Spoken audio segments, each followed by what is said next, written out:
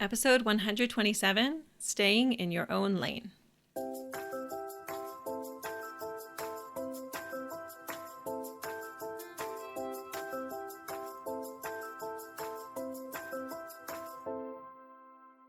Welcome to How to Glow, where we get real about building the marriage of your dreams.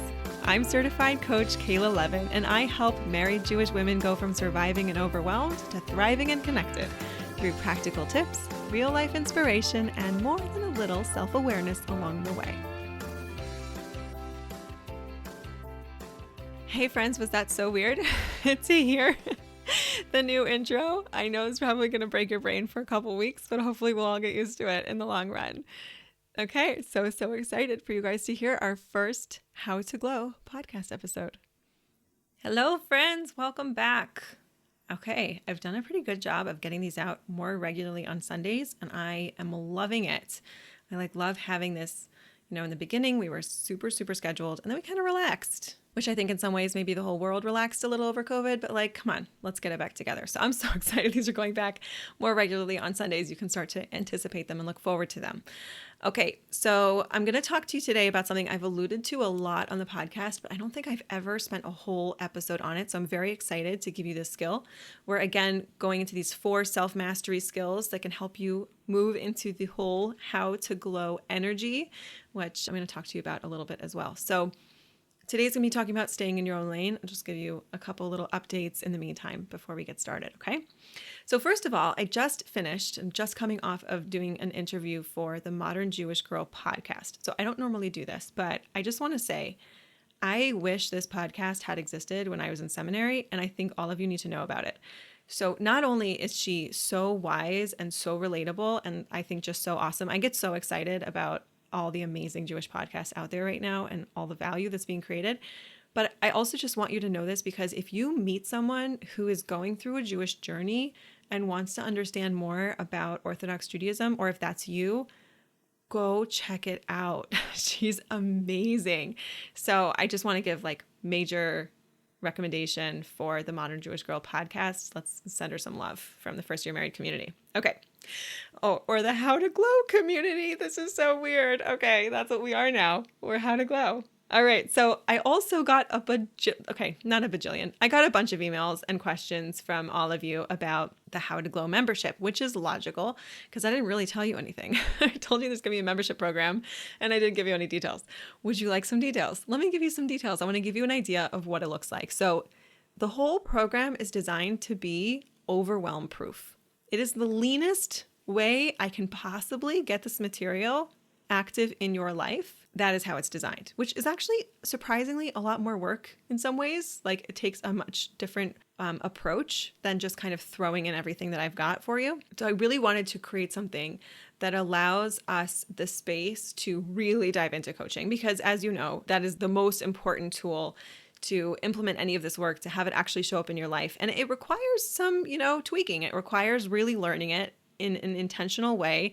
And it requires having a chance to get coached and ask your questions and set goals and all of that. So each month there's going to be a topic call where I'm going to introduce a focus for the whole group for the month. Okay.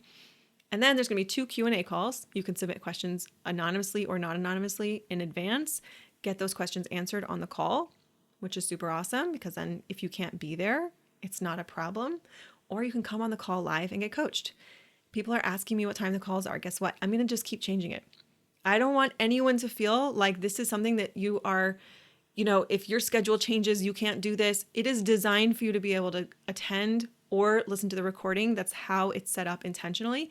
So at the beginning of each month, I will let you know when the call times will be for that month, and you'll see what you can make, right? Because again, we're super busy and this work is really important, but it doesn't have to be intense or hard.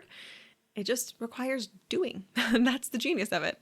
Okay, so topic call, Q&A calls, you can come on and get coached.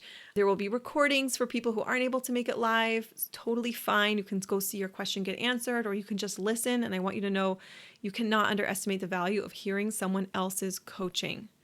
It will show you so much more about your own brain, possibly than even getting coached yourself. It's a pretty incredible thing. This is why I love group programs. On top of that, I'm offering some courses inside of How to Glow, which are, again, Overwhelm Proof, totally optional. You can skip them and it doesn't matter. You don't have to take them. But if you're stressed about time management, I know a lot of my clients stress with time management. It can be really kind of overwhelming if your schedule isn't working with you. So I have a mini course in there. It's as short as I can make it. You seeing the theme? To show you the 3 skills for time management. There's 3 specific tools. Zero-based scheduling is one of them. There's 2 more that I'm going to give you. There's 3 different tools and they come up with 3 different time management problems. So I'm going to show you how to look at your time management problem, diagnose the situation, and figure out which tool that you need and then how to do those tools. And there's PDFs and worksheets so you can work it out there on paper, or I can guide you through it there on the videos. Okay, so time management's one of the courses. The other course is the First Year Married online course. I'm just picking it up and moving it into the membership program. So for those of you who've said to me, I wish you still offered First Year Married, now you can watch it. Just join the membership. You will have full access to the course as long as you're a member. The last course, but it's actually really the first course, is the Foundations course. So this is a course that will show you how coaching works, really dive you deep into the model, show you how you can coach yourself on a daily basis if you want to, or just once a week, or you could just wait if there's a problem, right? And coach yourself then. So this is a course you can watch when you join. You can also come back and review it if you need to. Or if you know the model and you've worked with me before and you don't need it, please skip it. Again, I didn't let my husband create any completion bars on any of these courses because I was like, I know some of these women are going to be thinking they have to finish everything. So there can't be any check boxes or progress bars. That's what they're called, not completion bars. Right? There can't be any progress bars because then they're going to just feel like they have to watch all of it or they're behind. You're not behind, right? You come, you get what you want. You want to just listen to the topic call on the recording and just think about it over the month. Amazing. If it's improving your marriage, that's all you need. You want to come in for a call? You want to get coached live? You want to be super active and be on every single call? I love it, right? So you get to design how you want this to work for you. There are no grades. Okay, so that is what it's going to look like inside the course. So excited to be opening it for you. Again, it opens on the 28th. It's either the first day or the first night of Hanukkah. My calendar doesn't distinguish, so I haven't really checked yet. But the 28th, it's going to be open from the 28th, the 29th, and the 30th. Doors are open. So please do make sure that's on your calendar because on the 30th, doors will close and you can't join again for the rest of the month until the following month, okay? So doors are opening the 28th. You can register, you can join us. It's a very good idea to make sure you are on my email list. I will remind you when the doors are open, so that way you won't miss it. So just go to firstyearmarried.com and you can join the list there. As we do this rebrand, we're going to be moving things over. Firstyearmarried.com is going to become Kayla11.com. But you know what? We're a mom and pop shop. It's just the two of us, me and the husband running the show. So it's going to take a little while. It's totally fine. You're going to get everything that you need. Just the website might take a little while to catch up to us. Okay, so let's talk about being in your lane. I love this skill. One of the reasons I love this skill is that it's so simple and straightforward, and it's one you're going to use constantly. So it's very relevant to a lot of situations, but it doesn't require a PhD. PhDs are pretty cool. You should get a PhD if you want one, but you don't need it for this. So why do we need this skill? It's really normal for your brain to start monitoring your husband, to be watching what he's doing, what he's not doing. Did he get to work on time today? Did he not? Did he pay the bills yet? If that's his job, right? What are his jobs? We get very busy sometimes in what he's doing and how he's doing it and all of our thoughts about that. I want you to think about one time that's happened recently and consider how you show up when you're thinking about how he should show up. And I'll give you a little bit of a clue. We mirror accusations. So if I'm thinking that someone is being way too negative, guess what I'm going to be? Negative. If I think my husband's going to be lazy, as long as I'm thinking that, there's going to be something lazy about me. Whether it's lazy and just being a more intentional person with the way that I think, but it might be lazy in more things. I might find myself procrastinating and unmotivated because I'm so busy being in his lane, thinking about what he should be doing and about how he's being lazy. You won't find a positive result for judging your husband. I dare you. Please try. Let me know. but I've been doing this for a lot of years now. I haven't seen one yet. It doesn't mean, yes, brain, I hear you saying, but I need him to do that thing. He said he would do that thing. I'm just supposed to give up on it. I'm just supposed to get over it. No. All I'm saying is when you're in his lane, you are not effective. You're not showing up how you want to show up. And you're not really able to make effective decisions about possibly getting the help that you need, which might mean having a conversation with him, which probably means not jumping down his throat and freaking out at him, because that also is not so effective, right? Here I'm going with this. So if you need an argument, some of you already know. I know that when I get all busy with his stuff, I just turn into a monster. I hate how I act. I get totally overwhelmed and I procrastinate and I don't do the stuff I need to be doing and I snap at my kids. And I know that it's not good for me to be thinking there and being in judgment with him. But I really do want to make sure that this comes home for you, because I want you to be developing the skill of using your thinking intentionally. What is the goal of how I'm thinking? What is the effect of how I'm thinking? What happens is we get really attached to our thoughts, but he should be doing this right now. He should be at shul right now. He said he'd be there, right? He should be doing that. We want to we want to cling to the thought because it feels so true to us and so important. What's so much more important than the thought? Because I'm not saying you have to disagree with it. I'm not saying that you have to argue with it. I'm just saying you have to notice what you are creating when you cling so hard to that thought, and what you're creating. And I want you, if you're not sure about this yet, really work this out. How does this thought make me feel? And what am I doing when I feel that way? And list out every possible detail you can think of. Are you frowning more? Are you slouching more? Do you tend to eat a little bit more sugar? Are you procrastinating some of your work, right? Any of these examples that I've given you. Do you go on Netflix? What is happening with you when you feel that way? You have to show your brain the result of the thinking. Okay, again, this is how we become strategic and how we use our brains. Because we don't say, oh, I'm getting rid of it because I just don't care that he's not giving me this help that he said he'd give me. We say, I'm going to redirect my brain because this isn't working. This isn't helping me. I'm still committed to having my back. I'm still committed to getting help if I need it. But I know that being all busy and how he shouldn't be doing what he's doing right now isn't how I'm going to be effective. It's not how I'm going to best support myself. Okay. So make sure you really can see, like I always say, the train, you get on a train when you're in the station. There's lots of different trains. They go on different tracks. They go to different places. You want to be able to look at the train and know where it's going to take you. I know that when I get into my husband's lane, it isn't a pretty neighborhood that I end up in. It's not where I want to be, right? And so when I see myself there, and this again, it's a very simple exercise, it's just that awareness of like, wait a second, am I in his lane or in my lane? Am I thinking about what he's up to, or am I thinking about what I'm up to?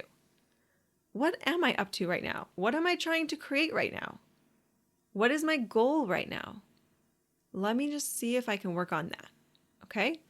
Maybe your goal is to figure out how to have that conversation with your husband about having more help. That's fine. But not coming from a place of what he's doing is wrong and he shouldn't be doing that, just like from a more empowered place. I would even say, go be in your lane for a little while before you even come back to the conversation. The other thing I want to just drive home for you is that resisting what he's doing is kind of like banging your head against a brick wall.